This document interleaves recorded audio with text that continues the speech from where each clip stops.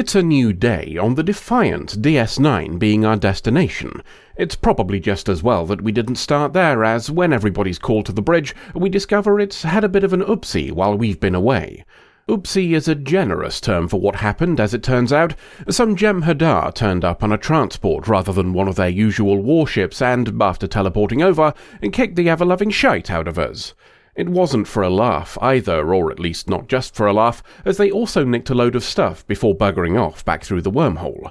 This was all less than an hour ago, so Dax thinks we can follow them, and after adding Odo to the team, we set off in pursuit.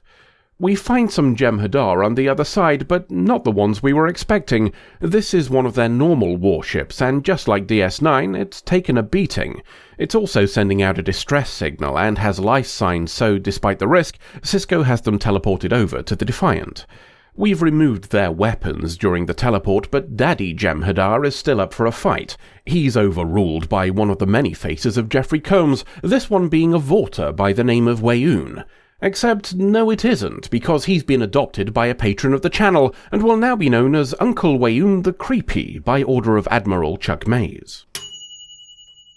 Uncle Weyoun the Creepy tells Daddy Jem'Hadar to shut his cakehole, and when Sisko mentions we're trying to find some Dominion lads who attacked DS9, is told they're the ones responsible for damaging his ship. Daddy Jem'Hadar gets ornery about creepy Uncle Weyoun sharing data, and is subsequently threatened with not receiving his Ketracel White if he doesn't reel his bloody neck in. We continue the conversation in private, so it's time for a lore dump.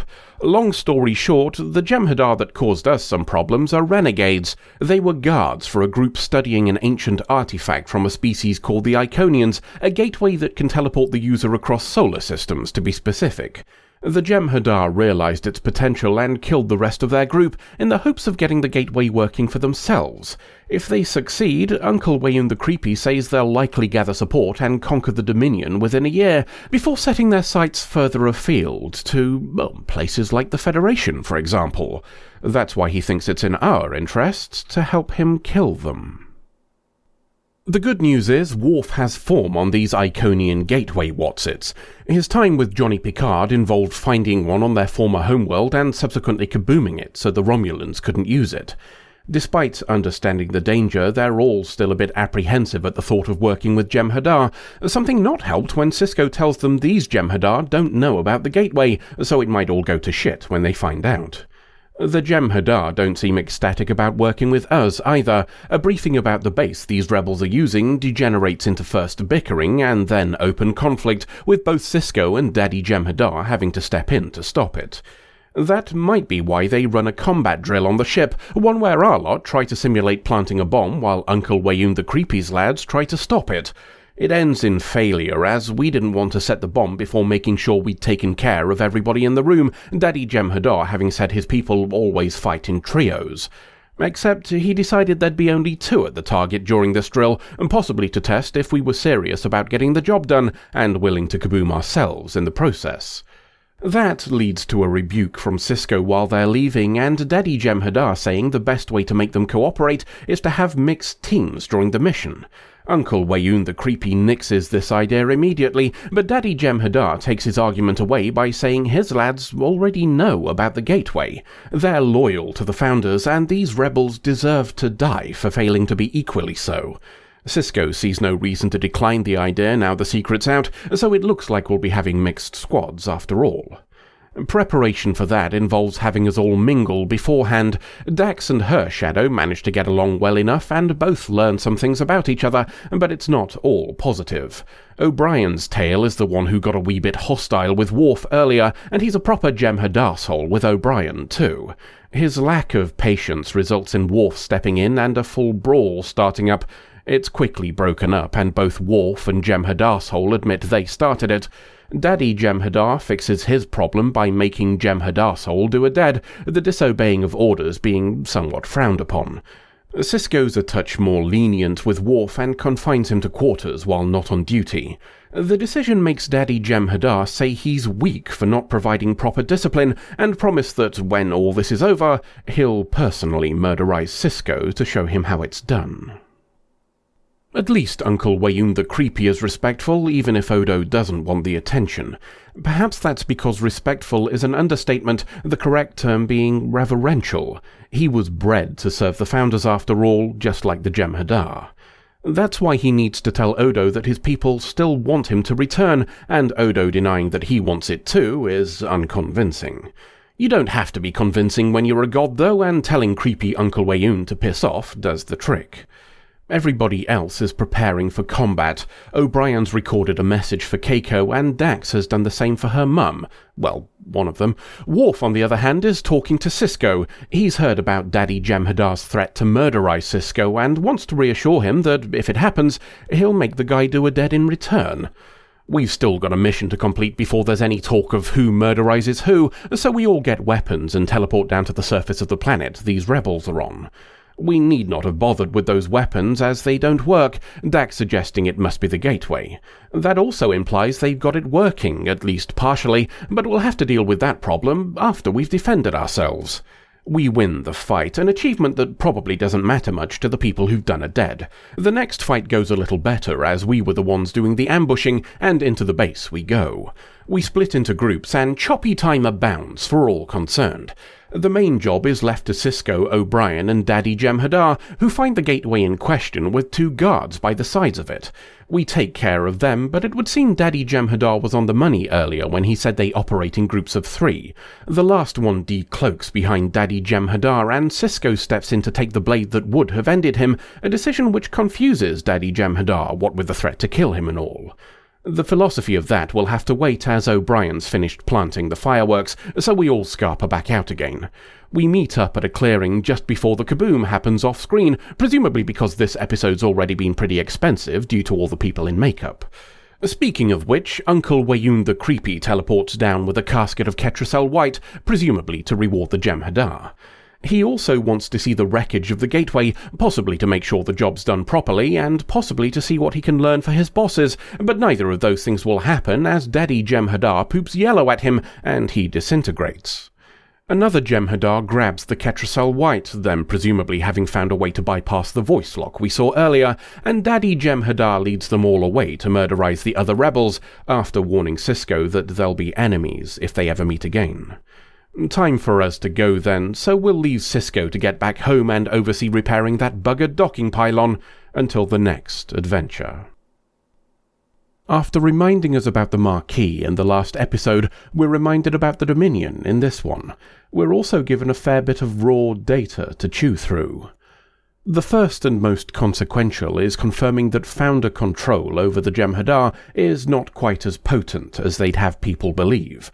We've had hints of that earlier in the season during Hippocratic Oath, the main Jem'Hadar in that one starting to question his lot in life. It's outright stated in this one though, Uncle Wayoon the Creepy just admitting that some Jem'Hadar aren't quite as dedicated as others. That might tie back into some theories we discussed in Hippocratic Oath, namely that the reproduction process for Jem'Hadar may not be as tightly controlled as you'd expect from an engineered species. That would certainly account for the variations in size, appearance, and disposition that we've seen. It would also explain at least one of the reasons for the existence of Ketracel White, which we'll come to again in a moment.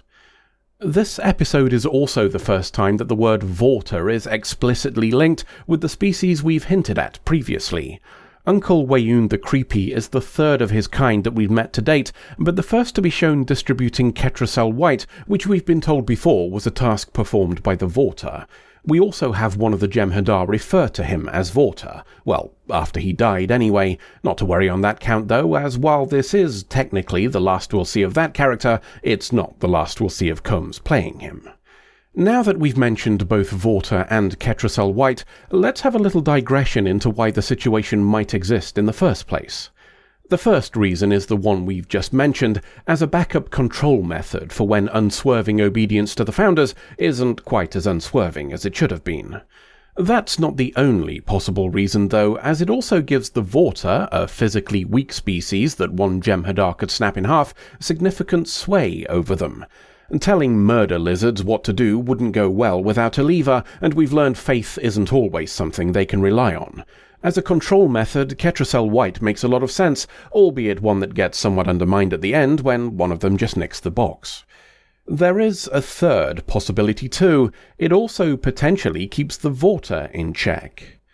Being able to control the Jem'Hadar gives them significant military power, so having that power be reliant on a substance that we've been told is only made by the Founders places a tangible limitation on how long that power would remain viable after a takeover.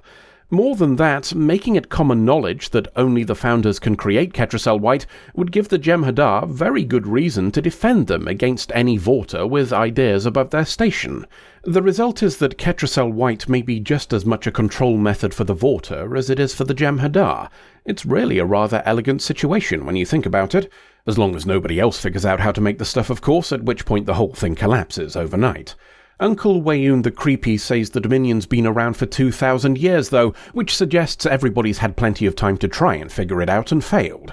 But then he did also say he was an expert at lying, so who knows? One thing we do know is that there's somewhat of a flaw in this episode's logic. We're told there's around 150 Jem'Hadar rebels on the planet, give or take, and what we actually saw was significantly less than what we were promised. The numbers don't add up. It's a criticism those involved have echoed themselves, and the apparent reason is because the better part of a minute of footage was removed from the episode. According to the creators, multiple fight scenes were removed from the original edit because those in power deemed it excessively violent. To be fair, that might be a valid judgment. These were, after all, meant to be shows for the whole family, and that original edit had a hand-to-hand death count of over 50. Even after that removal and additional cuts during the scene where Daddy Jem'Hadar breaks his mate's neck, the episode still received a 15 certificate in the UK. Looking at the database of the BBFC, the body responsible for classification in the UK, it would appear this was only the second time such a rating had been issued to an episode of Trek, the first being just 3 episodes prior with Shattered Mirror. Retaining over half a minute more murderizing would likely have made it unable to be aired in its standard time slot. The result still leaves quite a hole, and the plausibility of the story suffers as a result. You could argue how plausible it is for a small group to fight off over 100 in the first place, of course, but that's a whole other argument about heroes and plot armor. Regardless, the censoring serves as a timely reminder that for all the occasions where we've theorized what would have made a story better, such decisions are not always up to the people who actually filmed the thing. End of episode. Right then, are we ready to try Hold up, what's happened to the background? Nothing. No, there's bits that have changed. You are mistaken. No errors occurred. I did not screw it up. Then why are those... I really think we should focus on the matter at hand. You're a bit touchy. Anyway, are we ready to try spellcasting? If it'll stop you asking questions, definitely. Alright then. Spellcasting. R-E-T-U-R-N. We're still here. Well spotted. Spellcasting. H-O-M-E. Nope. Don't be a dick, son. Spellcasting. U-N-I-T-E. Wait, I think I feel a tingle. Seriously? No, I'm just shitting with you. Spellcasting. F-U-C. Now, you'll go and get the video demonetized. Well, serve him right for no painers then, won't it? Woof.